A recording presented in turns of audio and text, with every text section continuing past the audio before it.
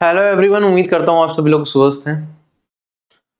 SSC selection post में quartile के ऊपर काफ़ी क्वेश्चंस पूछे गए और इसको मैं बिल्कुल बेसिक से हाई लेवल तक आपको पढ़ा दूंगा बहुत सरल तरीके से कि कोई भी आपको दिक्कत नहीं आएगी। कैसे डेटा आता है, सिंपल डेटा है, डिस्क्रीट डेटा है, ग्रुप्ड डेटा है और इसमें जितने भी वेरिएशन बन सकते हैं क्वेश्चंस के वो सारे भी इसी वीडियो में करा दूंगा। तो थोड़ी सी लंबी जाएगी लेकिन सब कुछ समझ आ जाएगा आपको, कभी कंफ्यूज नहीं होगे, बहुत सरल तरीके से सारी चीजें चलेंगी। ठीक है, बाकी कंसेप्ट तो आपको स्टार्टिंग की 10 से 12 मिनट में ही चीजें समझ आ जाएंगी और उसके बाद तो वेरिएशन है, क्वेश्चंस हैं, डेटा चेंज है। तो एक बार चीजें क्लिक हो गई तो आप खुद से भी ज्यादातर चीजों को ट्राई कर सकते हैं। ठीक है, बाकी एक अलग से वीडियो मैंने डाली थी, जैसे मॉड्यूलस फंक्शन हो गया, मॉन्टी हॉल प्रॉब्लम हो गई, जिसपे लेटेस्ट में क्वेश्चंस पूछे गए, तो वो करें।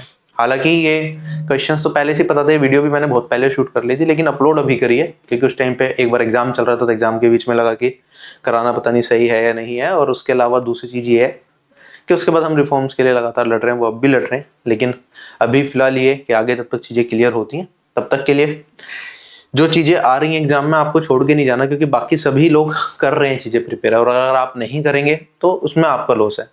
सिलेबस से कितना पूछा जा रहा है, कितना नहीं पूछा जा रहा, वो हम सभी लोगों को पता है, कितनी दिक्कतें हैं और एसएससी को इस पर रिफॉर्म्स की सख्त जरूरत है। लेकिन फॉर द टाइम बिंग आप बाकी लोगों से पीछे ना रहें और अपनी चीजों को जो भी लेटेस्ट में पूछा जा रहा है उसे कवर करते हुए चलें। उस हिसाब से हम मॉक्स भी क्रिएट कर रहे हैं और सारी चीजें चलती रहेंगी। एसएससी ने सिलेबस ये दिया था जिसमें पार्ट सी होता है क्वांटिटेटिव एप्टीट्यूड। बाकी तीनों सेक्शन में तो क्लियरली मेंशन था कि जो क्वेश्चंस है वो ग्रेजुएशन लेवल, मतलब जो आपका लेवल है, अगर मैट्रिकुलेशन है तो मैट्रिकुलेशन, हायर सेकेंडरी है तो हायर सेकेंडरी और ग्रेजुएशन है तो ग्रेजुएशन, उसी हिसाब से पूछे जाएंगे। लेकिन जो पार्ट सी है मैथ्स, उसमें लिखा हुआ था कि 10th स्टैंडर्ड के क्वेश्चन होंगे। तो अब ये क्वार्टाइल, मॉन्टी हॉल प्रॉब्लम, ये 10th स्टैंडर्ड में कहाँ पे है, कौन सी बुक में, मेरे को वो बुक दिखा दीजिए कहीं मेंशन्ड है तो। ठीक है, हो सकता है स्टैटिस्टिक्स वाला पार्ट में क्वार्टाइल हो, जैसे प्रोबेबिलिटी है, वो तो सिलेबस में भी कहीं नहीं है। ठीक है, बट ये है कि अभी एग्जाम में पूछा गया है तो अपकमिंग एग्जाम में ना आ जाए, क्योंकि क्वेश्चन बनाने वाली एजेंसी अलग है इस बार टीसीएस से, तो वी शुड बी रेडी अपने लेवल पे। बाकी ये है कि चीजें जल्द से जल्द सही हो, उसके लिए लगातार प्रयास चल रहे हैं। ठीक है, बाकी टेलीग्राम से जुड़ जाना, सारी इंफॉर्मेशन वही मिल जाएगी, इसकी पीडीएफ भी टेलीग्राम पे डलवा दूंगा बाद में। शुरुआत मीडियन से करते हैं। मीडियन आप सभी लोगों को पता है, मिडल वैल्यू जो होती है ना, वो डेटा को 50-50% में बांट देती है कि मिडल वैल्यू आ गई, 50% डेटा इधर, 50% डेटा उसके इधर, राइट। उसे निकालना भी आप सभी लोगों को आता है, तो उस पर नहीं जाते हैं, लेकिन उसी से कनेक्ट करते हुए जो हम क्वार्टाइल पढ़ने वाले हैं ना, वो भी एक तरीके का, मीडियन भी एक तरीका का क्वार्टाइल ही होता है, जिसे हम सेकंड क्वार्टाइल बोलते हैं, तो वो समझेंगे। लेकिन उससे पहले मैं आपको थोड़ा सा मीडियन रिवाइज करा देता हूं, क्योंकि मीडियन वाले फॉर्मूले ही आगे जाके यूज होने वाले हैं हमारे। ठीक, तो जैसे मेरे पास ये वाला डेटा दे रखा है, हमें इसका मीडियन निकालना, तो सबसे पहले काम हम क्या करते हैं, हम इसे इंक्रीजिंग ऑर्डर में अरेंज करते हैं। करेंगे तो यहाँ पे क्या आ जाएगा, 1 आ जाएगा, 3 आ जाएगा, 5 आ जाएगा, 7 आ जाएगा, फिर यहाँ पे 9, फिर ये 13 है और फिर ये मेरे पास 17 है।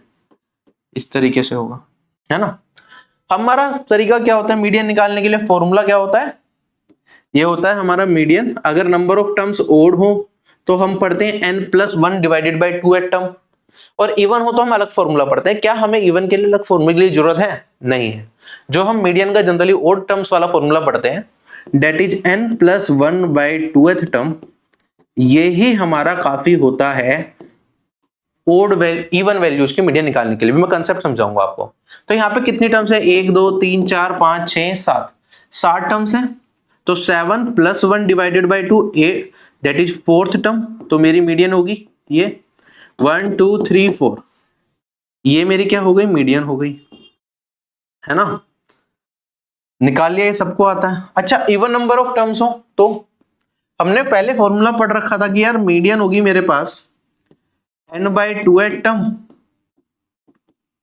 Plus next term divided by 2।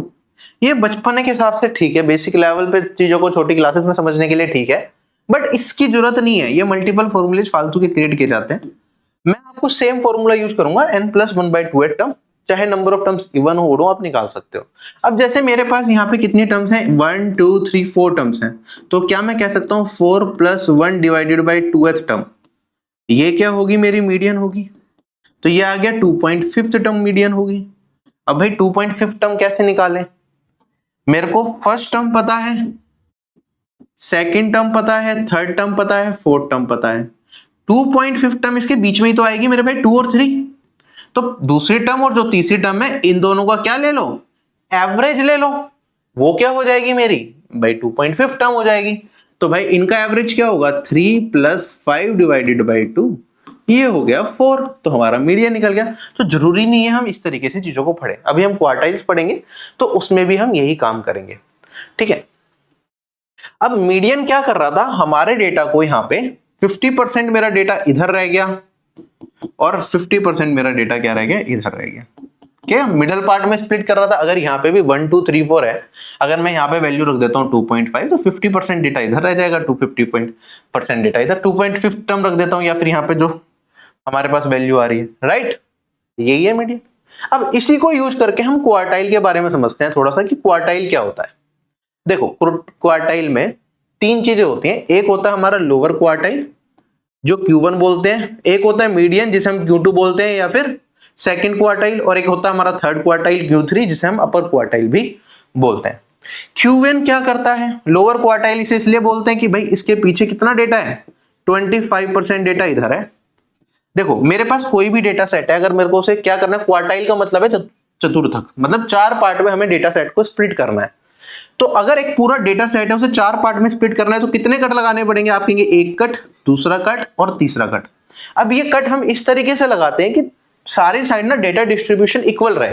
तो मैं कहूंगा यहाँ पे 25% डेटा मेरा इधर रहेगा, 25% डेटा इधर रहेगा, 25% इधर रहेगा और 25% डेटा इधर रहेगा।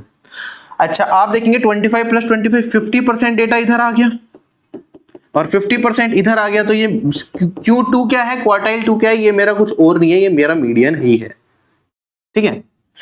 पहला Q1 को हम बोलते हैं लोअर क्वार्टाइल, क्यों, क्योंकि भाई ये स्टार्टिंग में है, लोअर 25% इसके इधर होता है।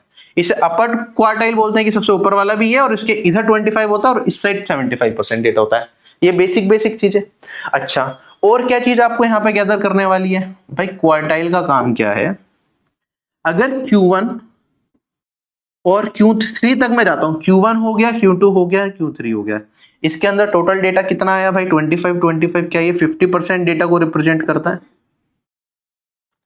अगर 50% डेटा की रिक्वायरमेंट होती है जिस क्वार्टाइल्स के अंदर हमारे, तो कितना डेटा एक्सक्लूड होता है जो यूज नहीं होता, तो वो भी हमारे पास 25% इधर गया, 25% इधर गया।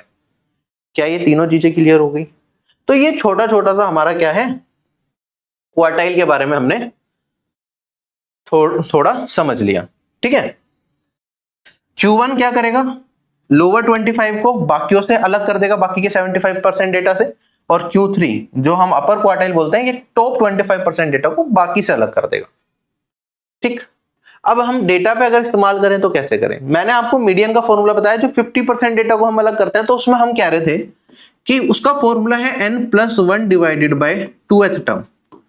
ये हमें क्या रिप्रेजेंट करता है, ये हमारा मीडियन बताता है, मतलब मिडिल वैल्यू। 2 क्यों यूज कर रहे हैं, क्योंकि हमें डेटा को कितने पार्ट में स्प्लिट करना है, 2 पार्ट्स में स्प्लिट करना है ना। लेकिन जब हम क्वार्टाइल की बात करेंगे तो अब यहां पे वैल्यू क्या हो गई, क्वार्ट 4 को रिप्रेजेंट करेगा, तो हमें डेटा को कितने पार्ट में स्प्लिट करना है, 4 पार्ट में स्प्लिट करना। तो फॉर्मूला क्या बनेगा मेरा, आप कहेंगे सर ये n+1 डिवाइडेड बाय 4, इतने टर्म्स पे अगर हम क्वार्टाइल्स लगा दें तो हमारा डेटा स्प्लिट हो जाएगा। क्लियर हो गया। तो अगर मैंने डेटा को अपने असेंडिंग ऑर्डर में अरेंज कर दिया, यहाँ पे क्या है, असेंडिंग ऑर्डर में मेरा डेटा अरेंज्ड है, तो मेरे पास यार सबसे पहले अगर मेरे डेटा को स्प्लिट करना है तो Q1 की अगर मैं बात करूंगा तो वो कौन सी टर्म होगी, आप कहेंगे sir n+1 divided by 4th term. ये किसे रिप्रेजेंट करेगा, Q1 को, क्वार्टाइल 1 को रिप्रेजेंट करेगा। अगर Q2 की बात करेंगे तो आप अगेन कहेंगे सर ये क्या हो जाएगा, मीडियन का फॉर्मूला n+1/2 कह लो, वरना देखो मैंने डेटा मेरे पास पूरा का पूरा है, यहां से मैंने चलना स्टार्ट किया, यहां तक आया मैं n+1 डिवाइडेड बाय 4 टर्म पे।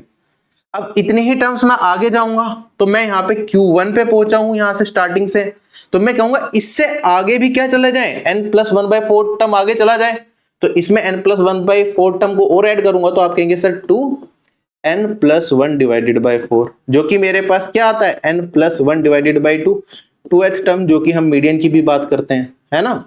और इसमें अगर आगे बढ़ूंगा फिर n+1 डिवाइडेड बाय 4 टर्म्स और आगे बढ़ा गया मैं, तो मेरे पास बारी आएगी यहाँ पे Q3 की, और ये वाली वैल्यू क्या हो जाएगी मेरे पास, आप कहेंगे सर 3n+1 डिवाइडेड बाय 4। ठीक है, तो सिंपल सा फॉर्मूला है। अगर Q1 निकालना है तो आप कहेंगे सर K, जो भी Q है, अगर मेरे पास वैल्यू है Q K की, तो मैं कहूंगा K n+1 divided by 4th term. ये मेरे क्या बताएंगे, क्वार्टाइल्स को बताएंगे। ऐसे अगर सेकंड की बात आ रही है, Q2 की बात आ रही है, तो 2 करूंगा तो वो ऑब्वियसली मीडियन बन जाएगा, तो n+1 डिवाइडेड बाय 2। तो बस आपको ये फॉर्मूला याद करना है, बाकी ज्यादा चीजों पे जाना नहीं है, जो आपको इजीली मैंने बता भी दिया कि ऐसा क्यों हो रहा है। ठीक, तो अगर मेरे को वैल्यू निकालनी है, देखो मेरे पास कितनी टर्म्स हैं यहाँ पे, 7 टर्म्स हैं। तो मेरे पास अगर मेरे को Q1 का मान बताना है, तो ये कितना हो जाएगा, 7+1 डिवाइडेड बाय 2th टर्म। ये वाली वैल्यू आ जाएगी मेरे पास, सॉरी 4। ये वाली वैल्यू कितनी आ जाएगी मेरे पास, ये आ जाएगी सेकंड टर्म। फिर सेकंड Q2 की बात करेंगे, तो 2 इंटू में 7+1 डिवाइडेड बाय 4 तो मैंने पहले ही लिख दिया, तो 2, तो ये हो जाएगा 4th टर्म। Q3 की बात करेंगे, तो 2 अगेन में मेरे पास यहां पे आएगा 3, क्योंकि K हो गया 3, ये वाला पार्ट कितना है, 2 है, तो 3 इंटू में 2, ये हो गया मेरे पास 6th टर्म। तो अगर मेरे को ये निकालना है इस डेटा में, तो मेरी यहाँ पे सारी नंबर ऑफ टर्म्स को आप एक बार लिख दो। ये 1 है, ये सेकंड टर्म है, ये थर्ड है, ये फोर्थ है, ये फिफ्थ है, ये सिक्स्थ है और ये सेवंथ है। तो मैं कहूंगा यहाँ पे सेकंड टर्म ये हो गया मेरा Q1, फोर्थ टर्म ये हो गया मेरा Q2, सिक्स्थ टर्म ये हो गया मेरा Q3। क्लियर, निकालना आ गया, कैसे निकालेंगे, ये तो सिंपल डेटा, भी और भी चीजें आएंगी। अभी तो यहाँ पे डायरेक्टली हम number of terms, integer value आ रही है, फोर्थ टर्म, फिफ्थ टर्म, ऐसा भी आएगा कि 3.25 टर्म निकालो। ठीक है, वो भी हम देखेंगे, लेकिन अभी आप बस समझने के लिए रखिए कि हमने इस तरीके से अपनी नंबर ऑफ टर्म्स को निकाल लिया। अच्छा, इसके बाद अगर हम इसमें थोड़ा सा और 2-3 टर्म्स और होती हैं जो हमें समझने की जरूरत है। ठीक है, एक होता है हमारे पास क्वार्टाइल रेंज, कि रेंज क्या है। तो मेरे पास 3 क्वार्टाइल है। ठीक है, मैं अभी ये तीनों की वैल्यू याद कर लेता हूं, 3 है, 7 है और 13 है। ठीक है, ये याद रखना, अभी मैं आपको चीजें बताऊंगा तो आपको याद रहेगा। ठीक है, ये सारी चीजें हमें निकालनी होती है, first quartile, second quartile, third quartile. Inter quartile range Q3 minus Q1 होता है ये। तो अभी जैसे हमने देखा कि मेरे पास Q1 का मान कितना था, 3 था, Q2 का मान शायद 7 था, और Q3 का मान मेरे पास 13 था, है ना। तो अब 3 क्वार्टाइल है। रेंज की जब बात करेंगे तो क्या होता है रेंज, कि लास्ट टर्म में से फर्स्ट टर्म का गैप क्या होता है, उसे ही हम रेंज बोलते हैं। ठीक है, तो मेरे पास इंटर क्वार्टाइल रेंज की बात करेगा तो हम कहेंगे Q3 माइनस Q1, तो ये वाली वैल्यू मेरे पास क्या आ जाएगी, 13 माइनस 3, ये वाली वैल्यू आ जाएगी मेरे पास 10। ठीक है, क्वार्टाइल डेविएशन क्या होता है भाई, ये कुछ नहीं होता, inter quartile range divided by 2 कह लो, या फिर Q3 minus Q1 divided by 2 कह लो। अब इसका फंक्शन क्या होता है, क्यों यूज होता है, वो हम देखेंगे, लेकिन फिलहाल आप ये समझिए कि बस ये कुछ नहीं है। क्वार्टाइल डेविएशन आपसे पूछ ले, चतुर्थक विचलन आपसे पूछ ले, तो वो क्या है, रेंज डिवाइडेड बाय 2।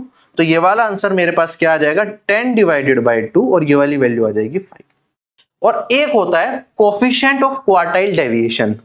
हर चीज का अपना अपना यूसेज होता है, हालांकि आपके एग्जाम के लिए इनका यूसेज ज्यादा इंपॉर्टेंट नहीं है, फिर भी अगर हम बात करें कोफिशिएंट ऑफ क्वार्टाइल डेविएशन हम पढ़ते हैं, ये होता है मेरे पास Q3 माइनस Q1, जो कि क्या है, क्वार्टाइल रेंज है, और फिर Q3 प्लस Q1, ये क्या है मेरे पास भाई, ये तो जो अपर क्वार्टाइल और लोअर क्वार्टाइल है उनका सम है और डिफरेंस है। इसे ही हम क्या कहते हैं, कोफिशिएंट ऑफ क्वार्टाइल डेविएशन कहते हैं। ठीक, और कोफिशिएंट ऑफ क्वार्टाइल डेविएशन की वैल्यू अगर मेरे पास ये है, तो इस पर्टिकुलर क्वेश्चन में अगर हम लगाने की कोशिश करें, तो मेरे पास क्या है, 13 माइनस 3 है और 13 प्लस 3 है, तो ये वाला मान मेरे पास हो जाएगा 10 डिवाइडेड बाय 16, और ये हम कह सकते हैं ये आ गया 5/8। बस इतनी चीजें आपसे एग्जामिनेशन में पूछता है, और इस पे अलग अलग वैरायटी ऑफ क्वेश्चंस बनाए जा सकते हैं जो आप याद करेंगे। अच्छा, अब इसे अगर मैं दूसरे टर्म्स में लिखना चाहूं कोफिशिएंट ऑफ क्वार्टाइल डेविएशन को, तो क्या मैं लिख सकता हूं, interquartile range divided by sum of lower and upper quartiles, इस तरीके से भी लिखा जा सकता है, और एग्जाम में इस तरीके से क्वेश्चन भी पूछा जा सकता है, ठीक है, या फर्स्ट एंड थर्ड क्वार्टाइल इस तरीके से। तो बस लैंग्वेज में एग्जामिनर घुमाएगा, बाकी कुछ नहीं होगा। तो फॉर्मूला मैंने आपको क्या बताया, तो जैसे Q1 है तो ये हो गया, Q2 हो गया तो यहाँ पे 2 से मल्टीप्लाई, और Q3 हो गया तो यहाँ पे 3 से मल्टीप्लाई, ये आ गया। इसके बाद मैंने इंटर क्वार्टाइल रेंज बता दिया आपको, क्वार्टाइल डेविएशन बता दिया, और कोफिशिएंट ऑफ क्वार्टाइल डेविएशन भी बता दिया, जो कि मेरे पास क्या, इसे मैं interquartile range divided by 2 भी लिख सकता हूं, और इसे मैं interquartile range divided by sum of Q1 and Q3 भी लिख सकता हूं, ठीक है, एक ही बात है। क्वेश्चन एग्जामिनर लैंग्वेज में घुमा के पूछेगा। अच्छा, रेंज क्या होगी क्वार्टाइल डेविएशन की? अगर मेरे पास सारी टर्म्स पॉजिटिव है, जो कि जनरली हम जब मीडियन वगैरह पढ़ते हैं तो पॉजिटिव टर्म्स पे ही काम कर रहे होते हैं, तो उस केस में आप कहेंगे सर ये वाली वैल्यू क्या है, Q3 प्लस Q1, ये क्या होगा, या तो ये बड़ा होगा या बराबर होगा Q3 माइनस Q1 से। ऐसा क्यों होगा? अब देखो बराबर कब हो सकता है, अब मान लो मेरे पास क्या हो, दोनों टर्म क्या हो जाए मेरे पास, सॉरी, एक टर्म हो जाए मान लो मेरे पास 0 और एक टर्म्स हो जाए मेरे पास 3, तो इनका डिफरेंस क्या होगा, 3 होगा, सम भी क्या होगा 3, तो उस केस में क्या हो जाएगा, दोनों बराबर भी हो सकते हैं, तो ये तो बराबर होगा, या फिर अगर ऐड कर रहे हैं पॉजिटिव वैल्यूज का तो वो बड़ा ही होगा उनके डिफरेंस से, ऑब्वियस सी बात है। तो जब मैं इसमें डिफरेंस इधर लेके जाऊंगा तो आप कहेंगे सर ये मेरी वैल्यू 1 से बड़ी होगी या 1 से छोटी होगी या बराबर होगी Q3 minus Q1 divided by Q3 plus Q1, जो कि हमारा होता है कोफिशिएंट ऑफ क्वार्टाइल डेविएशन, ठीक है। और ये वाली वैल्यू क्या होगी हमारी, 0 से बड़ी होगी, क्योंकि जब हम इंक्रीजिंग ऑर्डर में अरेंज करते हैं तो हमें पता है Q3 बड़ा होगा किससे, Q1 से, इसका मतलब ये वाली वैल्यू भी पॉजिटिव है, ये वाली वैल्यू भी पॉजिटिव है, तो पॉजिटिव रिजल्ट कभी भी क्या होगा, 0 से मेरा क्या होगा, बड़ा होगा या फिर 0 के बराबर होगा, ठीक है। तो हम कहेंगे यार ये वाली वैल्यू क्या होगी, ग्रेटर देन इक्वल्स टू 0 जा सकता है, ठीक है। और ये कैसे बनेगा, आप मान लो मेरे पास दो केसेस बन गए, दोनों वैल्यू मेरी क्या हो गई, सेम हो गई 3 तो उस केस में ये 0 बन जाएगा। आई होप इतनी सारी चीजें क्लियर हो गई हैं, अब तो चीजें समझी हैं। इसी पे बेस्ड एक और क्वेश्चन कर लेते हैं, सारी चीजें फिर से निकाल लेते हैं, फिर हम आगे बढ़ेंगे। जैसे कि मेरे पास यहाँ पे ये डेटा दे रखा है, सबसे पहला काम होगा इंक्रीजिंग ऑर्डर में अरेंज करना। तो यहाँ पे हम स्टार्ट करेंगे, 7 है मेरे पास, 3 है मेरे पास, फिर यहाँ पे मेरे पास 10 है, फिर 15 है, फिर मेरे पास 5 है, फिर 8 है, फिर मेरे पास यहाँ पे 12 है, फिर मेरे पास यहाँ पे 6 है, फिर हमारे पास 9 है, फिर 14 है, और हमारे पास यहाँ पे 11 है, ठीक है। तो अलग से लिख देता हूं, 11, 12, 14, 15, ठीक है, यही टर्म्स है, इसे भी 6 और 8। सबसे पहले इंक्रीजिंग ऑर्डर में अरेंज कर लिया। नंबर ऑफ टर्म्स कितनी है हमारे पास, 4, 5, 6, 7, 8, 9, 10, 11, 11 टर्म्स है। तो सबसे पहले तो आप निकाल लो n+1 डिवाइडेड बाय 4, तो ये वाली वैल्यू हो गई मेरे पास 11 + 1 डिवाइडेड बाय 4 दैट इज 3, 12/4 3 आ गया। तो थर्ड टर्म ये हो गया मेरा Q1, फिर इसमें क्या करेंगे, 2 से मल्टीप्लाई करेंगे, 2 × 3, अब हमें चाहिए कितना, 6th टर्म, तो 3, 4, 5, 6, ये हो गया Q2, फिर इसमें 3 में 3 से मल्टीप्लाई करूंगा, तो अब हमें चाहिए 9th टर्म, तो 3 और आगे बढ़ जाओ, तो ये हो गया मेरे पास Q3, ये 9 टर्म हो गई, है ना। तो Q1, Q2, Q3 तीनों मिल गया हमें, इनकी वैल्यूज आ गई हमारे पास 6, 9 और 12। उसके बाद आगे बढ़ते हैं, क्वार्टाइल रेंज क्या हो जाएगा, आप कहेंगे सर 12 में से सब्ट्रैक्ट कर दूंगा 6 को, तो ये वाली वैल्यू आ गई 6। क्वार्टाइल डेविएशन क्या हो गया, 6/2, क्वार्टाइल रेंज डिवाइडेड बाय 2 बताया था, तो ये हो गया मेरे पास 3। कोफिशिएंट ऑफ क्वार्टाइल डेविएशन क्या होगा, आप कहेंगे सर क्वार्टाइल रेंज कह लो या तो खाली 6 या फिर 12 - 6 डिवाइडेड बाय 12 + 6, और ये वाली वैल्यू मेरे पास क्या हो गई 6 और भाग 18, तो 1/3, 0.33 भी आप इसे लिख सकते हैं। क्या सारी चीजें आप निकाल लेंगे? अगर इस तरीके का डेटा आपके सामने आ गया तो कोई दिक्कत नहीं है। अगर आगे बढ़ते हैं, अब इसमें अगर हमारे पास कुछ ऐसा हो जाए कि भाई सारी वैल्यूज को हम किसी से मल्टीप्लाई करें या डिवाइड कर दें, तो उस पर्टिकुलर केस में हमारे पास क्या होगा, या ऐड सब्ट्रैक्ट कर दें। ठीक है, तो फिर से हम इसे इंक्रीजिंग ऑर्डर में अगर डेटा को लिखें, तो एक बार मैं सारी वैल्यूज लिख देता हूं आपके सामने दोबारा से। 3 था, 5 था, 6 था, 8 था, फिर 9 भी था, 10 था, फिर हमारे पास 11 था, 12 था, 14 था, 15 था, कुछ छुटा तो नहीं, 1 2 3 4 5 6 7 8 9 10, एक छूट गया, 8 के बाद 7। अच्छा यहाँ पे गड़बड़ भी है, इसे सही कर लो, 7 8। ठीक है, ये कैसे गलत लिख दिया, चलो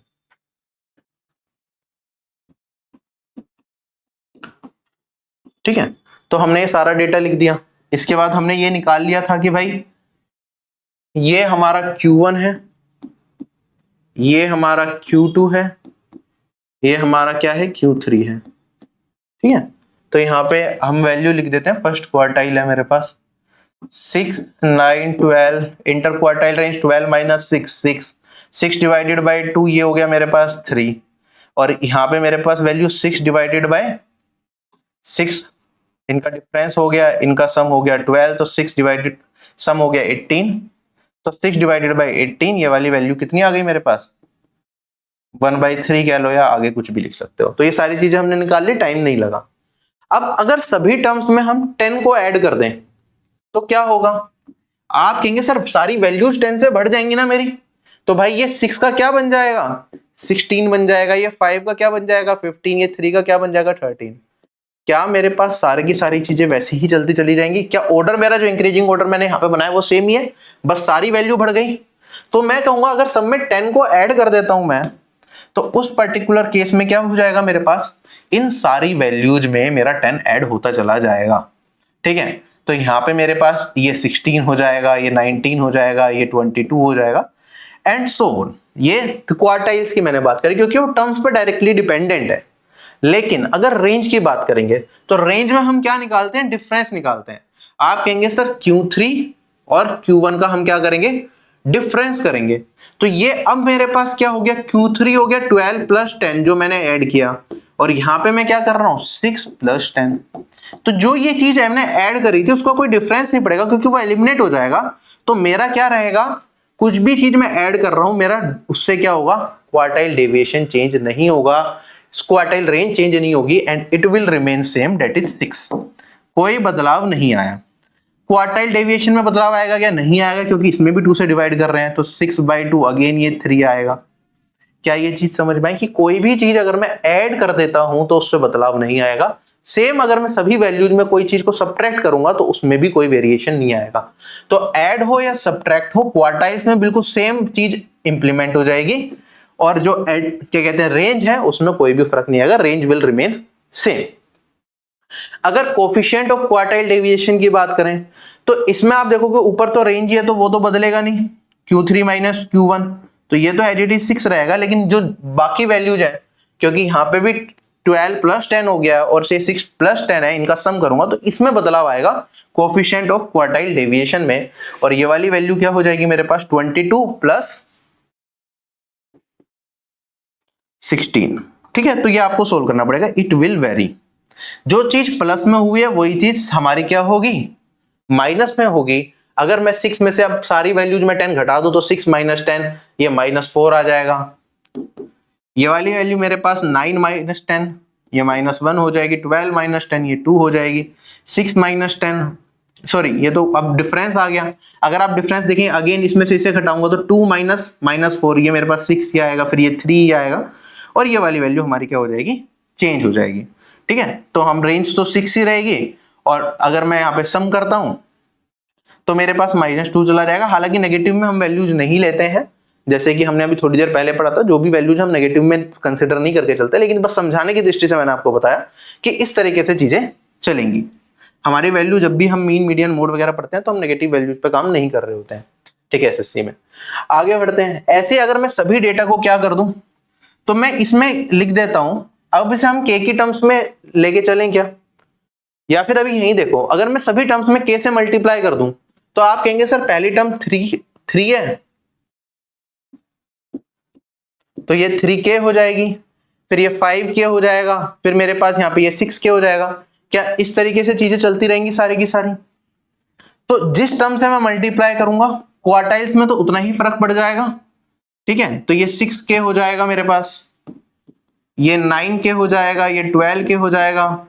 अब मल्टीप्लाई करने में जब मैं डिफरेंस लूंगा तो जिस चीज से मल्टीप्लाई करा है वो एडिशन होगा मेरे पास। जैसे 12 माइनस 6 ये आएगा 6k, जो ये आएगा 6k डिवाइडेड बाई 2 ये आएगा 3k, और यहाँ पे हमारे पास क्योंकि डिफरेंस में फिर क्या आएगा, और यहाँ पे फिर कोफिशिएंट में इसमें कोई बदलाव नहीं आएगा, क्योंकि आप कहेंगे सर यहाँ पे मेरे पास वैल्यू क्या है 12k minus 6k divided by 12k plus 6k। ठीक है, k की जगह आप 10 से रिप्लेस कर सकते हैं, 10 को मैंने फिलहाल यहाँ पे k मान लिया है। ठीक, तो ये k से क्या एलिमिनेट हो जाएगा, तो किस पे इफेक्ट नहीं पड़ेगा, अगर मैं मल्टीप्लाई करता हूं तो कोफिशिएंट ऑफ क्वार्टाइल डेविएशन पे फर्क नहीं पड़ेगा, लेकिन इन दोनों पे फर्क पड़ेगा। जब मैं एडिशन सब्ट्रैक्शन कर रहा था तो inter quartile range quartile deviation पे फर्क नहीं पड़ रहा था, लेकिन कोफिशिएंट ऑफ क्वार्टाइल डेविएशन पे फर्क पड़ रहा था। ऐसे डिवीजन में अब यहाँ पे डिवाइडेड बाय 10 है तो पी को के रखते हैं, तो मेरे पास 6/k हो जाएगा, ये 9/k हो जाएगा, यहाँ पे मेरे पास 12/k हो जाएगा, ये वाली वैल्यू 6/k हो जाएगी, ये मेरे पास 3/k हो जाएगा, और यहाँ पे भी डिनोमिनेट जब k आएगा तो जब डिफरेंस निकालूंगा तो डिवीजन में k है, जब सम करूंगा फिर डिवीजन में k है तो वो k कट जाएगा, तो यहाँ पे भी जो वैल्यू आएगी मेरी वो इंडिपेंडेंट होगी किसी नंबर से मल्टीप्लाई या डिवाइड किया। ठीक है, तो ये आपने बेसिक ऑपरेशन समझ लिया। इस पे सिंपल सिंपल डायरेक्ट सवाल आ जाते हैं कि हमारे पास मान लो 50 डेटा का जो क्वार्टाइल डेविएशन है वो 15 है, अगर सभी नंबर्स को हमने 20 से मल्टीप्लाई कर दिया तो नया क्वार्टाइल डेविएशन क्या होगा? ठीक है, तो आंसर क्या होगा 15 इंटू 20, राइट, जिससे मल्टीप्लाई करा आपने, उस तरीके से हम कर सकते हैं। ऐसे ही अब हमारे पास क्या है, ये k की फॉर्म में है तो मैं डायरेक्टली यहां पे लिख देता हूं कि अगर मेरे पास वैल्यू क्या है, ये Q1 है, ये Q2 है, ये कि मेरे पास Q3 है, ये Q3 माइनस Q1 है, ये मेरे पास Q3 minus Q1 divided by 2 है, ये Q3 माइनस Q1। मैं बार बार इसलिए लिख रहा हूं कि आपको याद आ जाए, क्लास में ये सारी की सारी चीजें याद आ जाए, याद हो जाएं तो आपको बाद में दिक्कत ना आए, वरना एक क्वेश्चन करा के भी ये सारी चीजें समझाई जा सकती हैं आराम से, कोई दिक्कत नहीं है।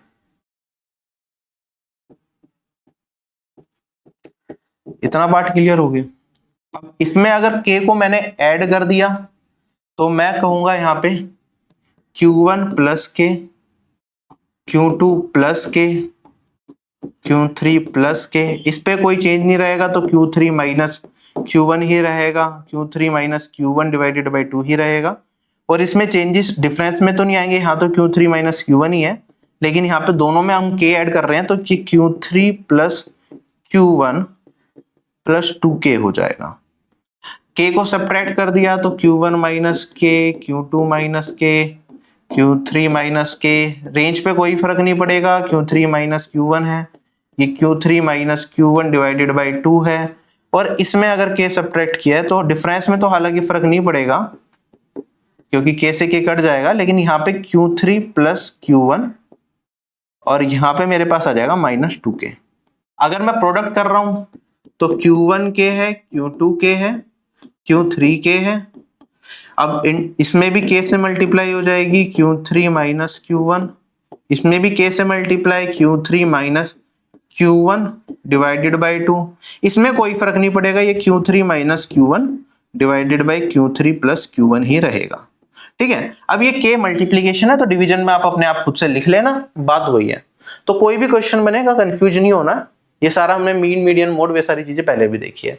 अब इसी तरीके के और सवाल जिसमें अब हमारे पास पॉइंट में नंबर ऑफ टर्म्स जो है वो पॉइंट में जाने वाला है, जैसे कि मेरे पास क्या है यहाँ पे, अच्छा ये बेसिक वाला है, अगर हमारे पास सारा डेटा सेम हो जाए, मतलब सारी वैल्यूज क्या हो जाए सेम हो जाए, तो आप क्या कहेंगे सर क्वार्टाइल 1 हो, भाई सारी ही वैल्यूज सेम है तो सारे क्वार्टाइल भी मेरे क्या हो जाएंगे सेम, उसी वैल्यू के बराबर हो जाएंगे, आपको कुछ करने की जरूरत ही नहीं है, क्योंकि देखो कितनी नंबर ऑफ टर्म्स है मेरे पास, 3 4 5 6 7 8। चलो कोई बात नहीं, यहाँ पे 8 टर्म्स है, तो मैं फर्स्ट टर्म क्या बोलूंगा, आप कहेंगे sir 8 + 1 divided by fourth term होगी, दैट इज 2.25 टर्म, राइट, यही होगा। मेरी सेकंड टर्म क्या है, ये है।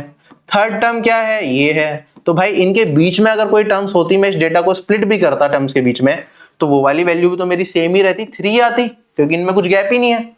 तो ये भी 3 होगा, ऐसे ही सेकंड क्वार्टाइल भी 3 होगा, थर्ड क्वार्टाइल भी 3 होगा। क्वार्टाइल रेंज की बात करें तो भाई इसमें से इसे घटाऊंगा तो क्या हो जाएगा, 3 - 3 0 हो जाएगा।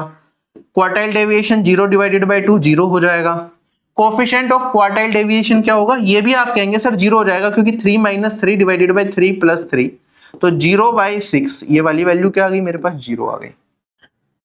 समझ आ गया। तो हमारे पास अगर सारा डेटा सेम हो जाए तो उस केस में quartile range, quartile deviation, coefficient of quartile deviation, ये तीनों चीजें क्या हो जाती हैं, 0 हो जाती हैं, और बाकी तीनों क्वार्टाइल 1 से हो जाते हैं। तो आपसे अगर पूछे कोफिशिएंट ऑफ क्वार्टाइल डेविएशन कब 0 होगा, जब हमारे पास क्या हो जाए, आप मोटा मोटा ये कह सकते हैं कि भाई क्यों फर्स्ट क्वार्टाइल और थर्ड क्वार्टाइल अगर इक्वल हो गए तो उस केस में ये 0 हो जाएगा। और ये इक्वल कब होंगे, फर्स्ट और थर्ड क्वार्टाइल तभी इक्वल होंगे जब सेकंड क्वार्टाइल भी सेम ही होगा, क्योंकि हम इंक्रीजिंग ऑर्डर में अरेंज कर रहे हैं ना। तो हमें पता है कि भाई Q1 से बड़ा होना चाहिए Q2, उससे बड़ा होना चाहिए Q3 इंक्रीजिंग ऑर्डर में। तो अगर Q1 और Q3 ये इक्वल हो गए तो ये तभी इक्वल हो सकते हैं कि जब ये भी इक्वल हो। तो यहां पे हम इस तरीके से लिखेंगे, ठीक है। अब इसमें हमें बताना है क्वार्टाइल्स क्या होंगे। हमारे पास कितने टर्म्स हैं, 1 2 3 4 5 6 7 8 टर्म है। फर्स्ट क्वार्टाइल क्या होगा, आप कहेंगे sir n+1 divided by 4 term, और ये हो गया मेरे पास n अगर 8 है तो ये वाली वैल्यू हो गई 8 + 1 divided by 4, that is 9/4 term, ठीक है। अब 9/4 टर्म अगर आपको निकालनी है, जैसे ऐसे सेकंड निकालोगे आप, तो ये वाली वैल्यू क्या हो जाएगी मेरे पास, 2 × 9/4, ये वाली वैल्यू आ जाएगी मेरे पास 9/2th टर्म। ये वाली वैल्यू निकालोगे थर्ड क्वार्टाइल, तो ये हो जाएगा मेरे पास 3 × में 9/4, तो 27/4 टर्म। क्या इतना पार्ट आप सभी लोगों को अच्छे तरीके से समझ आ रहा है जो मैंने यहां पे लिखा है, ठीक। अगर ये वाली टर्म, सबसे पहला सवाल ये उठता है कि भाई 9/4 टर्म में कैसे निकालूं, ये मेरी फर्स्ट टर्म है, ये मेरी सेकंड टर्म है, और ये मेरी थर्ड टर्म है। अब 9/4 को अगर मैं स्प्लिट करूं तो या तो आप 2.25 लिख सकते हो, या फिर 2 1/4 लिख सकते हो, ये आपके ऊपर है, ठीक है। तो सेकंड टर्म है, उससे थोड़ा सा आगे जाना है, लेकिन थर्ड टर्म से पहले ही हमारा पड़ेगा। तो अगर मेरी सेकंड टर्म है 4, थर्ड टर्म है 6, हमें 2 1/4 टर्म चाहिए, तो ये कहां पड़ेगी, आप कहेंगे सर ये मेरे पास 4 और 6 को ना 4 पार्ट में स्प्लिट कर दो। कितने पार्ट में स्प्लिट कर दो, 4 पार्ट में स्प्लिट कर दो। कितने पार्ट लगाने पड़ेंगे, 3 पार्टीशन करने पड़ेंगे।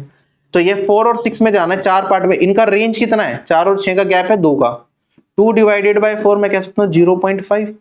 तो पहला इससे 0.5 बढ़ोगे तो 4.5, फिर 5, फिर 5.5, और फिर 6, इस तरीके से 4 पार्ट में स्प्लिट हो गया। अगर मेरे पास वैल्यूज, मुझे इसके अंदर 4 वैल्यू डालनी होती तो क्या यही वैल्यू जाती, अगर सीक्वेंस में डालता मैं। तो अगर ये मेरी सेकंड टर्म है तो मेरी 2.25 टर्म क्या ये होगी, ये 2.5 टर्म होगी, ये 2.75 टर्म होगी, और ये मेरी क्या होगी, थर्ड टर्म होगी। क्या इस तरीके से हम स्प्लिट कर सकते हैं, बस समझाने की दृष्टि से ये बताया, बाकी आपको इतना दिमाग नहीं लगाना। आपको करना क्या है, ये निकालने के लिए सिंपल सी चीज मैंने कहा, यहाँ पे मेरे को क्या चाहिए, 2 1/4 चाहिए। तो सेकंड टर्म ये 2 दिख रहा है ना, तो यहां से सेकंड टर्म को पकड़ लो, ये हो गया 4। इससे अगली टर्म को पकड़ लो, डेट इज 6, इनका डिफरेंस ले लो, तो ये मैं हो गया 6 - 4, और यहां पे क्या था 1/4 है ना ये, तो इसे 4 से डिवाइड कर दो, तो ये वाली वैल्यू आ गई मेरे पास 2 + 4, डेट इज 0.5। जो हमारी सेकंड टर्म थी उसके अंदर ये जोड़ देना है, डेट इज 4 + दिस, तो ये वाली वैल्यू आ जाएगी 4.5। तो मेरे पास जो मेरी यहाँ पे क्वार्टाइल 1 बना, फर्स्ट क्वार्टाइल, ये कहां पे होगा, ये 4.5 इसका मान होगा, ठीक है। ऐसे अब मेरे को निकालना है क्या, सेकंड क्वार्टाइल। क्या बना मेरे पास, 9/2 बना। 9/2 को क्या लिख सकता हूं मैं, 4 1/2 लिख सकता हूं। भाई मेरी फोर्थ टर्म कौन सी है बताओ, 1 2 3 एंड फोर्थ।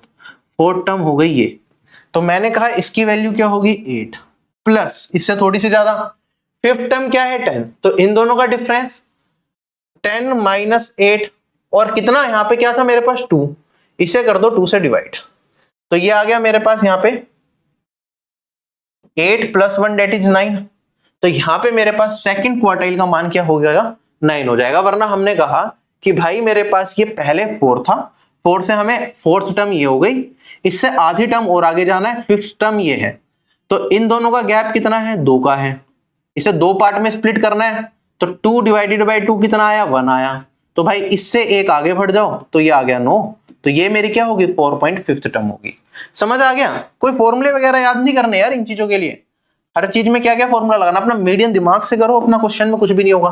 थर्ड क्वार्टाइल बताना है, ये मेरे पास आया 27/4, इसे अगर मैं लिखूंगा तो ये वाली वैल्यू कितनी हो जाएगी 63/4, यही है, कोई कंफ्यूजन नहीं, फिर से कोई दिक्कत नहीं है। Six term fourth fifth six term ये हो गई, तो मैंने लिखा 12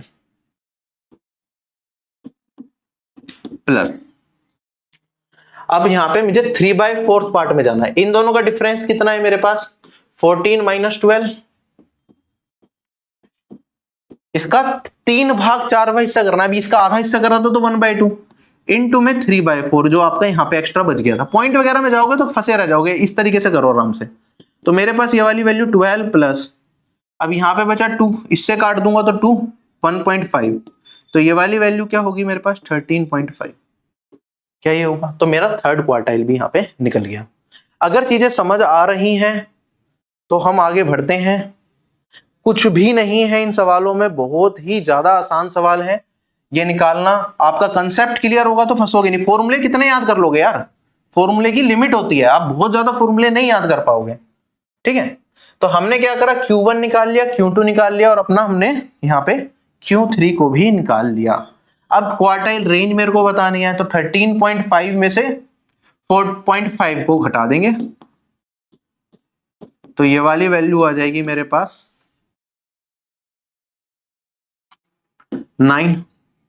क्वार्टाइल डेविएशन बताना है तो 9 डिवाइडेड बाई 2 4.5 आ जाएगा, और मेरे को कोफिशिएंट ऑफ क्वार्टाइल डेविएशन बताना, तो पहले तो रेंज मेरे को पता ही है 9 दे ही रखा है, सम कर देंगे अब इसका 13.5 प्लस 4.5, तो ये तो मेरे पास क्या हो गया 18 हो गया, 9/18, और ये वाली वैल्यू क्या हो गई 1/2 हो जाएगी। क्लियर है डेटा के साथ सब कुछ? अच्छा आगे बढ़ते हैं। अब हमारे पास ये तो सिंपल डेटा पे था, इस पे बेस्ड अगर आप चाहें तो एक और क्वेश्चन मैं करा दूं तो वो भी करा दूंगा अभी, वरना मीडियन हम ग्रुप डेटा पे भी काम करना है हमें। चलो एक क्वेश्चन पहले, एक दो क्वेश्चन सिंपल ही करा देता हूं पहले, ठीक है। हमारे पास एक सीरीज में नंबर ऑफ ऑब्जर्वेशंस कितनी है 15 है, तो हमें थर्ड क्वार्टाइल कौन सी टर्म के बराबर होगा ये बताना है। तो आप कहेंगे सर सबसे पहले तो हमें इंक्रीजिंग ऑर्डर में सारी टर्म्स को अरेंज करना है, उसके बाद थर्ड क्वार्टाइल क्या होता है, क्वार्टाइल का मतलब 4 पार्ट में स्प्लिट करना है, तो 15 प्लस 1 डिवाइडेड बाय 4, और फर्स्ट क्वार्टाइल होता तो 1 से मल्टीप्लाई, सेकंड होता तो 2 से, और थर्ड क्वार्टाइल है तो 3 से। तो मेरे पास यहाँ पे 16/4 डेट इज 4, 4 3 जा 12th टर्म जो होगी मेरी इंक्रीजिंग ऑर्डर में वो मेरी थर्ड क्वार्टाइल को रिप्रेजेंट करेगा, तो 12th observation in the series after arranging in ascending, ऐसे हम थर्ड क्वार्टाइल को निकालेंगे। ऐसे अगला सवाल हमारे पास ये डेटा दे रखा है, हमें बताना है Q1 और Q3 का मान क्या होगा।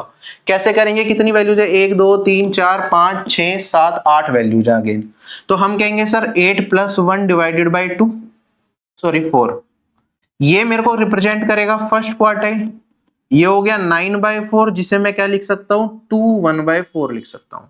ऐसे ही मेरे को अगर सेकंड क्वार्टाइल पे जाना है, सॉरी थर्ड क्वार्टाइल पे जाना है, तो इसी वैल्यू में आप 3 से मल्टीप्लाई कर दो, बात तो वही है, तो 2 3 जा कितना होता है 6 और 3/4, एक मेरे को ये टर्म चाहिए।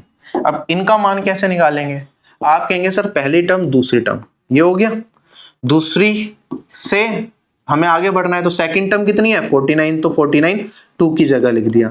अब हमें 1/4 पार्ट चाहिए इन दोनों के डिफरेंस का, ओके सॉरी असेंडिंग ऑर्डर में अरेंज नहीं किया ना मैंने अभी से, पहले तो इसे असेंडिंग ऑर्डर में अरेंज करेंगे, आई एम रियली सॉरी जल्दबाजी में मैंने ऐसे ही कर दिया। 25 है, फिर मेरे पास 21 है, फिर मेरे पास 32 है, फिर मेरे पास यहाँ पे 29 भी था,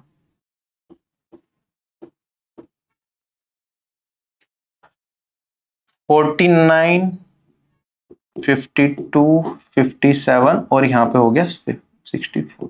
कितनी हो गई? 1 2 3 4 8 टर्म्स हो गई हमारे पास, राइट। अब यहाँ पे हमें क्या करना है, सेकंड टर्म मेरी क्या आ गई? 25 आ गई, और फिर 1/4 पे मेरे को जाना है, ठीक है। तो 1/4 इन दोनों का 1/4 होगा, तो 25 प्लस 29 माइनस 25 डिवाइड इंटू में कितना? 1/4 पार्ट लेना है, तो 1/4, तो ये 4 1 आ जाएगा और ये आ जाएगा 26। तो पहली वैल्यू अगर 26 है तो यही आंसर हो सकता है, ऑप्शन नंबर ए, यही आंसर, खत्म हो गया क्वेश्चन। अगर आपको थर्ड क्वार्टाइल भी निकालना है तो 6 3/4, 1 2 3 4 5 6, ये कितना है मेरे पास? 52 है। अच्छा एक चीज ध्यान रखना, ये 6 टर्म है, ये 7 टर्म है, तो जो 6 3/4 है 6 और 7 के आसपास लाई करेगा, तो इन दोनों के बीच में आना चाहिए। तो आपको ये चीज समझ आएगी 52 से 57 के बीच में ही होगा जो भी आंसर होगा, बट फिर भी हम निकाल लेते हैं। प्लस 57 माइनस 52 ये आया 5, इनटू में 3/4 कर देंगे, तो मेरे पास वैल्यू क्या हो गई? 15/4 डेट इज 3.75, तो 55.75 ये मेरा क्या आएगा? इस क्वेश्चन का आंसर आएगा। क्लियर?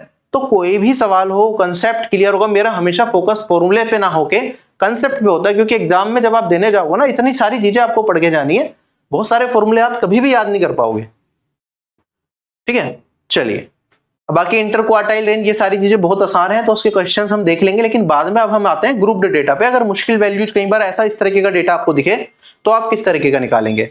डिस्क्रीट डेटा है, हालांकि ग्रुप डेटा लगाएगा।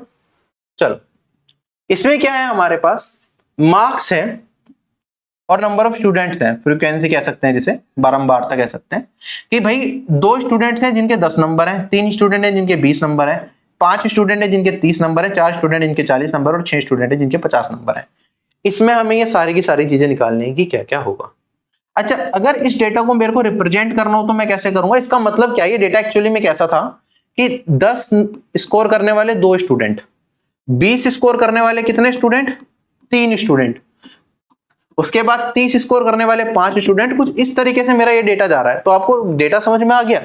तो डेटा अगर मैं लीनियर भी कर दूं, इसे ग्रुप ना करके, तो भी आप इस डेटा को आसानी से कर सकते हैं, ठीक है। डिस्क्रीट डेटा हम इसे बोलते हैं कि एक एक वैल्यू हमें पता है क्या है, राइट। लेकिन अब हमें ग्रुप में दे रखा है, तो इसी का इस्तेमाल करते हुए हम क्वेश्चन को सोल्व करेंगे। सबसे पहले टोटल नंबर ऑफ टर्म्स निकाल लेते हैं। तो n क्या आएगा मेरे पास? इन सब का सम कर दो, 5 10 और 20, टोटल टर्म्स कितनी हो गई मेरे पास? 20 हो गई। अच्छा, अगर मेरे को फर्स्ट क्वार्टाइल बताना है तो वो क्या होगा? आप कहेंगे सर ये वाली वैल्यू होगी 20 + 1 डिवाइडेड बाय 4, और आपको दिख रहा है कि यार 20 तो डायरेक्टली 4 से कट ही रहा है, 5 टाइम्स आता है, तो इसे 5 1/4 लिख लो। आपको 5.25 पूरा सोल्व करने की जरूरत नहीं है। सेकंड क्वार्टाइल क्या होगा? आप कहेंगे सर इसमें 2 से मल्टीप्लाई कर दूंगा, तो 10 2/4 कितना होता है? 1/2। थर्ड क्वार्टाइल निकालना है तो 15 3/4, और क्वार्टाइल रेंज निकालना है तो बस जब इन तीनों की वैल्यूज निकल जाएगी फिर हम निकल पाएंगे, ठीक है। अब हमें चले पहले चाहिए 5 1/4 टर्म। अच्छा, अब ध्यान से देखो, 2 टर्म्स यहाँ पे हैं 10 10 वाली, फिर 3 टर्म 20 20 वाली हैं, और उसके बाद 30 वाली टर्म से स्टार्ट होंगी 30 30, और ये कितनी टर्म्स जाएंगी? 5 टर्म्स जाएंगी। मेरे को कौन सी टर्म चाहिए भाई? 5 1/4 टर्म। तो 5 तो यहाँ पे 20 पे हो गया, तो फिफ्थ टर्म मेरी ये है और ये 6 टर्म मेरी ये है, तो 5 1/4 टर्म निकालनी है। तो मैंने आपको बताया कि भाई फिफ्थ टर्म क्या है? 20 प्लस इन दोनों का जो डिस्ट्रीब्यूशन है 5 और 6 का गैप कितना, सॉरी 5 और 6 का डिफरेंस कितना है? 30 - 20, ये 10 है। अब इसका हमें क्या चाहिए? 1/4 हिस्सा चाहिए, तो बाय डिवाइडेड बाय 4 ये आ जाएगा मेरा Q1, और इसकी वैल्यू हो जाएगी मेरे पास 22.5। समझ आ गया? आसानी से निकल गया। अब देखो यहाँ पे मैं ये बेसिक से लिख के समझा रहा हूं, लेकिन आपको इसी डेटा पे डायरेक्टली काम करना है कि आप ये भी क्यूमुलेटिव फ्रीक्वेंसी निकालो। यहाँ तक कितनी टर्म्स हैं? 2 टर्म्स हैं, 2 और 3 5 टर्म्स यहाँ तक आ गई, 5 और 5 10 टर्म्स यहाँ तक आएगी, 10 और 4 14 टर्म्स यहाँ तक आ गई, 14 और 6 20 टर्म्स हमारी यहाँ तक आ रही है। सेकंड मेरे को चाहिए 10 1/2, तो मेरे पास 10th टर्म तक यहाँ पे आ रहा है डेटा, तो 10th टर्म मेरी क्या होगी? 30 होगी, और उसके आगे जाना है। अब 14 टर्म्स तक मेरे पास क्या है? 40 है। तो 10th टर्म आपको पता चल रहा है कि भाई 10th टर्म मेरी क्या है? 30 है, और 11th टर्म क्या है मेरी? ये नेक्स्ट इसमें आएगा, 10 के बाद 11 12 13 14 इधर आएंगी, तो ये हो गई 40। तो मेरे को बताना है यहाँ पे 10 1/2 टर्म, तो ये वाली वैल्यू हो जाएगी 10th term debt is 30 plus 10th और 11th टर्म का डिफरेंस 40 माइनस 30 10 डिवाइडेड बाय 2, तो ये वाली वैल्यू 35। Q2 मेरे पास क्या निकल के आया, ये आया 35। ऐसे ही अगर मेरे को Q3 निकालना है तो क्या है वो मेरे पास 15 3/4 टर्म। अच्छा अब ध्यान से देखना, यहाँ पे मेरे को कोई मेहनत नहीं लग रही। 14 टर्म्स तक तो मेरे पास यहाँ पे आ रही हैं, और बाकी की 6 टर्म्स कौन कौन सी, 15 16 17 18 19 20, इन सभी टर्म्स का मान क्या है मेरे पास 50 है। तो ये सारी टर्म्स सेम है, तो 15th टर्म भी मेरी 50 होगी, 16th टर्म भी 50 होगी। तो जब हम डिफरेंस करेंगे तो वो क्या आएगा मेरे पास 50 प्लस 50 माइनस 50, 0/0 इंटू में 3/4 करोगे तो वो मेरे पास 50 रह जाएगा ना। तो आपको ये सब करने की जरूरत नहीं, आप डायरेक्टली कहेंगे भाई ये वाली टर्म तो मेरे पास क्या आ गई, ये 50 आ गई, इसे कैलकुलेट नहीं करना। क्वार्टाइल रेंज निकालेंगे तो ये 50 माइनस में ये वाली वैल्यू क्या निकली थी 22.5, तो ये आ जाएगा मेरे पास 22.5, सब्ट्रैक्ट किया तो ये वाली वैल्यू आ गई 27.5। इसका भी आधा कर देंगे क्वार्टाइल डेविएशन के लिए, तो 13.75 आ जाएगा, दिस डिवाइडेड बाय 2 कर दिया। और कोफिशिएंट ऑफ क्वार्टाइल डेविएशन निकालना है तो क्वार्टाइल रेंज है मेरे पास 27.5, इसमें डिवाइड कर देंगे Q1 प्लस Q3 से, तो मेरे पास 22.5 प्लस में यहाँ पे 50। ठीक है, आप सोल्व करके अपना इसका आंसर निकाल सकते हैं। ठीक है, अब इसमें और अगर हम आगे बढ़े तो जैसे ये ग्रुप डेटा आता है, तो जैसे हमने मीडियन निकालना सीखा है उसी तरीके से हम क्वार्टाइल 1 क्वार्टाइल 2 और रेंज और बाकी सारी चीजें भी निकाल सकते हैं। जैसे कि हमारे पास सिंपल सा डेटा है कि आप इसका मीडियन निकाल के बताओ, तो मीडियन का फॉर्मूला आप सभी लोगों को पता है। सबसे पहले हम क्या करते हैं, सभी जितनी भी टर्म्स है वो निकालते हैं, एन का मान निकालते हैं। तो फ्रीक्वेंसी से हमें पता चलता है जैसे 0 से 10 के बीच में, ये हमारा ग्रुप डेटा है कि 6 वैल्यूज हैं, 10 से 20 के बीच में 8 वैल्यूज हैं, 20 से 30 के बीच में 12 वैल्यूज हैं, इस तरीके से। तो टोटल वैल्यूज अगर मैं इनका सम करता हूं तो 26 और 14, ये हमारे पास 40 वैल्यूज आ गई। ठीक है, तो ये हमारा क्या हो गया, नंबर ऑफ वैल्यूज हो गई 40। हमारे पास मीडियन का फॉर्मूला क्या होता है, मीडियन होता है L plus n/2 minus CF कर कह लो क्यूमुलेटिव फ्रीक्वेंसी, या फिर कैपिटल F से कह लो, क्यूमुलेटिव फ्रीक्वेंसी के लिए F यूज कर रहा हूं, divided by frequency of median class into में H, जो कि होता है हमारा क्या, क्लास इंटरवल। एक बार मैं फॉर्मूला आपको फिर से रिपीट करता हूं, पूरा डिटेल में दिखा देता हूं। अगर हमारे पास क्या मीडियन निकालना हो तो सबसे पहले हम मीडियन क्लास को आइडेंटिफाई करते हैं। मीडियन क्लास कौन सी क्लास होती है, जिसमें हमारी n/2h वैल्यू आए। जैसे हमारे पास n/2 क्या हो गया 40 डिवाइडेड बाई 2, ये हो गया 20। अगर मेरे को 20th वैल्यू चाहिए तो किधर आएगी, आप कहेंगे सर क्यूमुलेटिव फ्रीक्वेंसी निकालो। सबसे पहले ये 6 है, यहां तक 6 और 8 इन दोनों का सम कर दूंगा तो 14 वैल्यूज हो गई। 14 प्लस 12 ये कितनी हो गई मेरे पास 26, 26 प्लस 8 34, और 34 प्लस 6 मेरे पास यहाँ पे हो गया 40।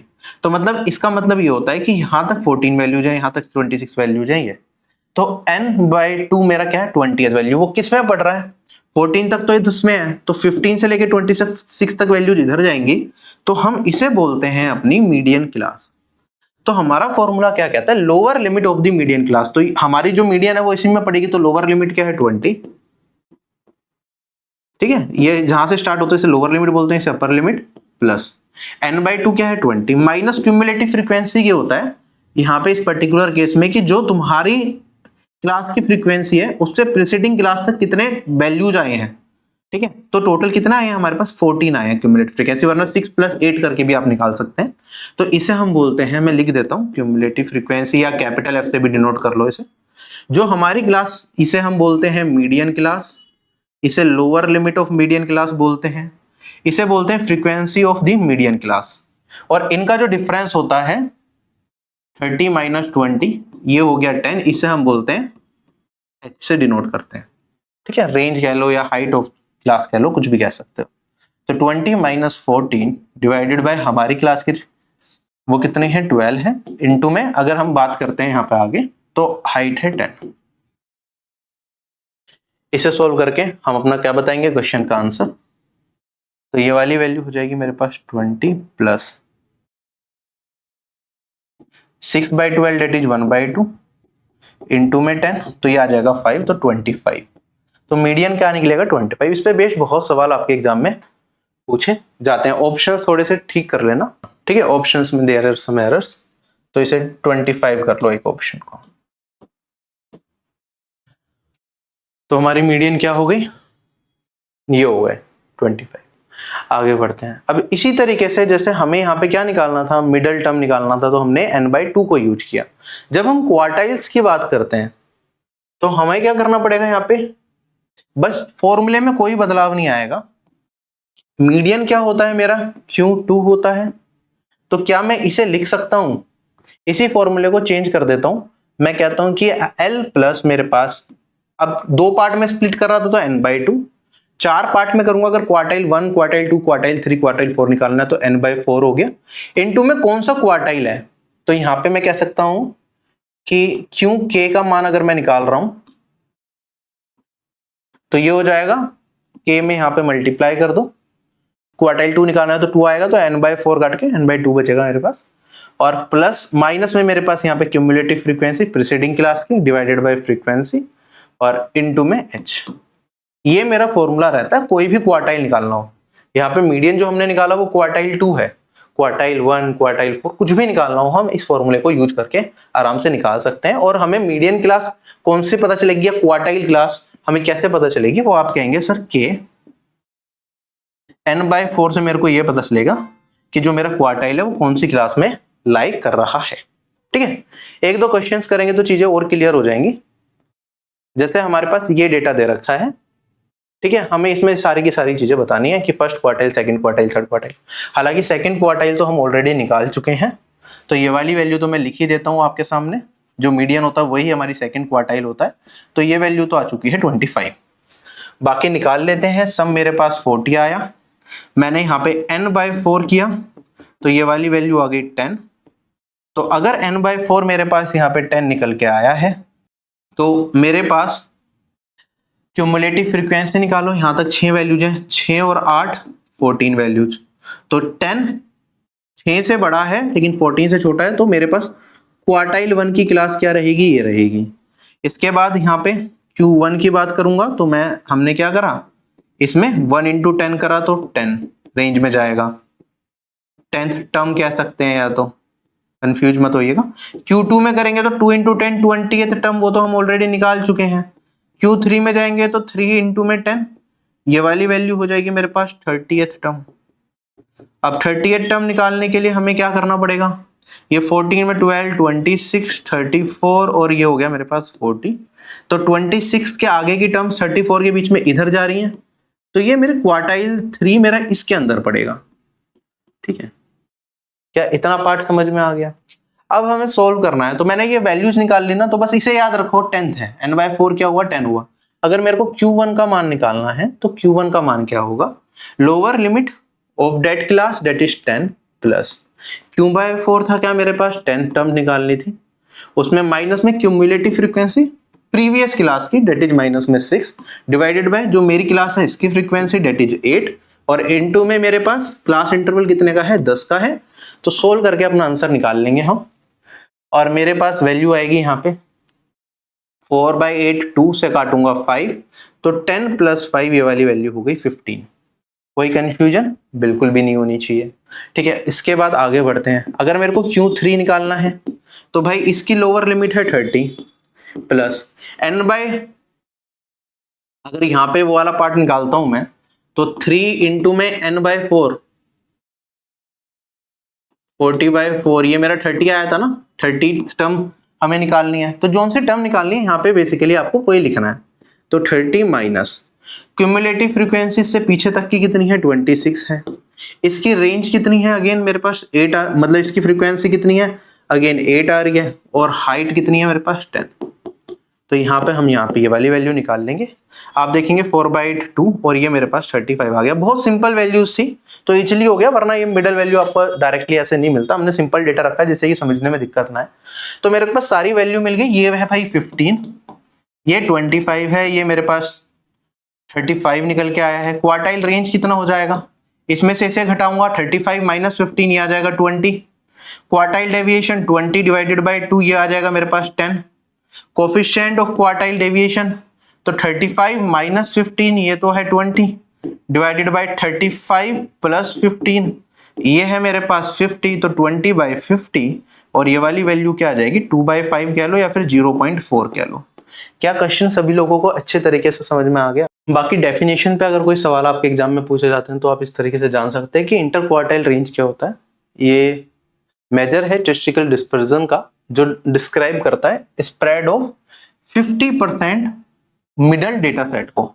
ठीक है, देखो Q1 है, Q3 है ना, इसके बीच में Q2 भी ले लो चाहे। तो हम जब रेंज की बात कर रहे हैं तो मिडल के 50% यहाँ पे आ रहे हैं क्योंकि इसके इधर 25% है और इसके इधर 25% है। ठीक है, तो ये क्या मिडल के 50% डेटा के डिस्पर्जन को बताता है। ठीक है, Q3 माइनस Q1 से हम डिनोट करते हैं। इस पे बेस्ड कुछ क्वेश्चन भी बन सकते हैं कि जो इंटर क्वार्टाइल रेंज है कितनी वैल्यूज को एक्सक्लूड करता है। तो आप कहेंगे सर मिडल के 50% को लेता है तो स्टार्टिंग के 25 और लास्ट के 25 50% को एक्सक्लूड भी करता है। और ऐसे ही इसमें इंक्लूड पूछ ले तो भी हम क्या कहेंगे कि मिडल के भाई 50% को इंक्लूड करता है तो 50% को इंक्लूड करेगा। ऐसे ही हमारे पास एक क्वार्टाइल डेविएशन जो हमने पढ़ा कि भाई वो होता है Q3 minus Q1 divided by 2। ठीक है, इसे हम सेमी इंटर क्वार्टाइल रेंज भी कहते हैं। हालांकि आपको ये वर्ड से ही समझ आ जाना चाहिए सेमी का मतलब क्या होता है हाफ। जैसे हम सेमी पेरीमीटर पढ़ते हैं कि भाई सेमी पेरीमीटर क्या है पेरीमीटर डिवाइडेड बाय 2। तो सेमी इंटर क्वार्टाइल रेंज क्या होगा inter quartile range divided by 2। और यही तो हमने फॉर्मूला भी पढ़ा है किसका क्वार्टाइल डेविएशन का। तो इस तरीके से आप इसे समझ सकते हैं। ये वेरिएबिलिटी बताता है middle 50% of the data set की। ठीक है, पहले वाला डिस्पर्जन बता रहा था, ये वेरिएबिलिटी बता रहा है। ये बस टर्म्स को आप याद रख लीजिए, बाकी ज्यादा कुछ है नहीं। टर्म्स के बेसिस पे कोई क्वेश्चन बनेगा तो आप कर पाएंगे। ये बेसिक डेटा है, इसका होमवर्क है आपका। कमेंट सेक्शन में कमेंट करके बताइए आंसर क्या आएगा। एक क्वेश्चन है कि अगर हमारा इंटर क्वार्टाइल रेंज 36 दे रखा है तो बताओ क्वार्टाइल डेविएशन क्या होगा। क्वार्टाइल डेविएशन क्या होता है inter quartile range divided by 2। तो आप डायरेक्टली कर सकते हैं 18। ऐसे बेसिक सवाल भी एग्जाम में पूछे जा सकते हैं।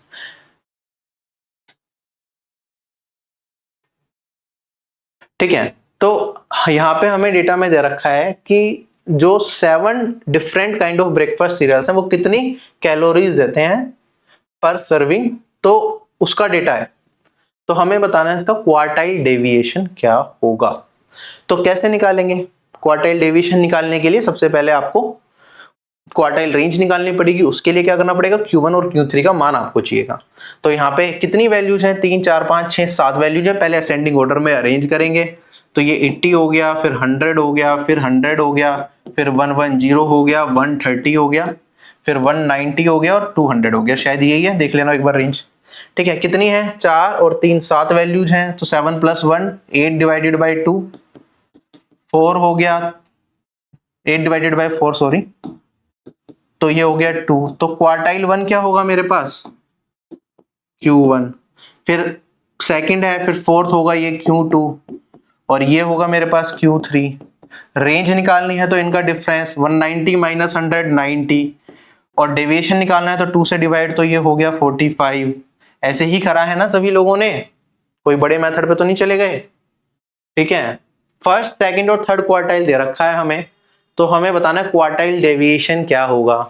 तो आप कहेंगे sir third quartile minus first quartile 72 minus 24 कितना 48 डिवाइडेड बाय 2 कितना 24। क्वेश्चन खत्म। अगला सवाल हमारे पास क्वार्टाइल डेविएशन एक डेटा सेट का हमें 50 दे रखा है। अगर 15 ऐड कर दिया जाए सभी टर्म्स में तो न्यू क्वार्टाइल डेविएशन क्या होगा। क्वार्टाइल डेविएशन में मैंने आपको बताया था कि किसी भी नंबर को ऐड कर दो या सब्ट्रैक्ट कर दो फर्क नहीं पड़ता है, तो आंसर 50 ही होगा। स्टार्टिंग में ही डिस्कस किया था क्लास के। अगर सभी नंबर को 15 मल्टीप्लाई कर दें तो क्वार्टाइल डेविएशन में क्या फर्क आएगा भाई, मल्टीप्लाई और डिवाइड में उतना ही हमें मल्टीप्लाई डिवाइड करना पड़ जाता है। तो हम कहेंगे कि सर पहला 50 था, 15 से मल्टीप्लाई कर दिया तो ये कितना हो गया 750 हो गया और यही हमारा आंसर भी आ जाएगा। ठीक, अगला सवाल के लिए कुछ बचा नहीं है, सारी चीज़ें हमने पढ़ ली हैं। I hope you enjoyed the session. इस तरीके के और इंटरेस्टिंग सेशन मैं आपके लिए लाता रहूँगा। बाकी आप सभी लोगों का काम सिर्फ इतना है कि चीज़ों को अच्छे तरीके से पढ़ो, एग्जाम में अच्छा करो, और आपको लगे कि मैंने मेहनत करी है इन क्लासेस के लिए तो बाकी लोगों को रिकमेंड भी करो। That's it, bye bye, take care, have a nice day and जय हिंद।